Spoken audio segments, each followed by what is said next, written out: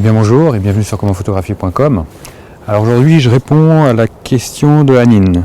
Alors Anine, qui se permet de me poser une question, il ou elle a un réflexe EOS 1200D. Il fait de plus en plus de photos floues.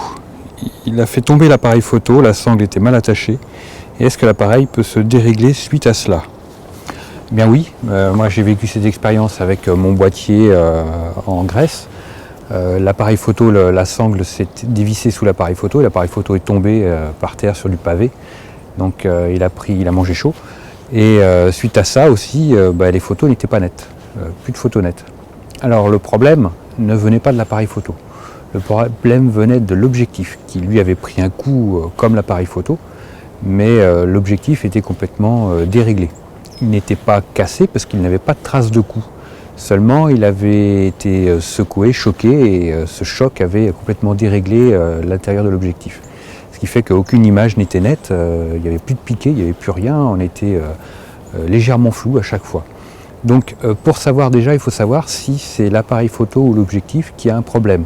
Donc pour ça, il importe de tester, c'est-à-dire d'essayer de se fournir un autre objectif, de le mettre qui est compatible avec le boîtier, le mettre sur le boîtier, faire des photos, voir si les photos sont nettes. Si les photos sont floues, ça veut dire que vraisemblablement le problème vient du boîtier.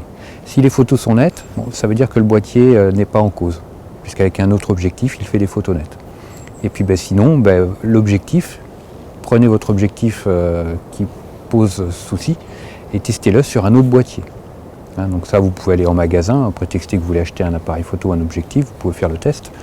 Ou regardez dans votre entourage, au niveau de vos amis. Si vous faites partie d'un club photo, vous devez forcément trouver du monde qui aura du matériel un peu équivalent à vous et qui acceptera de se prêter au test de bonne grâce pour vous aider dans vos déboires.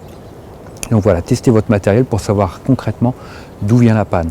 Donc avec votre objectif sur un autre boîtier, si les photos sont floues avec un autre boîtier, c'est que le problème vient de l'objectif, c'est que c'est lui qui a pris un coup plus fort que l'autre et qui est en détresse à ce moment-là, et que c'est lui qu'il faudra envoyer à réparer. Après, il faut voir, si vous avez un objectif, un 18-55 qui vaut 200 € et que les coûts de réparation valent 300 et quelques euros, c'est peut-être l'occasion de se dire, il faudrait peut-être que je change d'objectif et qu'est-ce que je peux faire pour prendre mieux. C'est là où après, faire réparer, si on a un objectif qui vaut plus de 1000 €, d'accord, mais avec un objectif à 150, 200, 300 €, il faut voir en fonction du coût des réparations et aussi des affinités que vous avez avec cette optique. Ça, après, il y a beaucoup de paramètres qui ne sont pas forcément... on ne peut pas vous opposer un choix impératif. C'est vous aussi, avec votre affect, avec vos sensations, qui allez gérer ça. Donc voilà. Donc faites bien attention à votre matériel. Vous voyez, ça peut arriver à tout le monde. Même à moi, c'est arrivé. Moi, je sais que mon optique, ça m'a coûté 390 € de réparation à renvoyer chez Canon. Mais je l'ai fait réparer parce que c'était une optique à 1200 €. Donc voilà, pour moi, c'est impératif que je le fasse réparer. Voilà, merci à tous. Si vous avez des questions, le lien s'affiche en bas, c'est la page de contact du site Comment Photographier. Moi, je me ferai un plaisir de vous répondre si ce n'est pas fait. Et si ça ne se fait pas en vidéo, je vous répondrai par mail, rassurez-vous. Il n'y a aucun problème. Et surtout, c'est moi qui vous réponds personnellement. Je n'ai pas de petites mains réglées à coups de trick pour vous répondre. Je vous réponds personnellement, il n'y a aucun problème. Puis laissez-moi un petit like comme d'habitude, moi ça me fait toujours très très plaisir. Et puis je vous dis à très vite sur commentphotographier.com.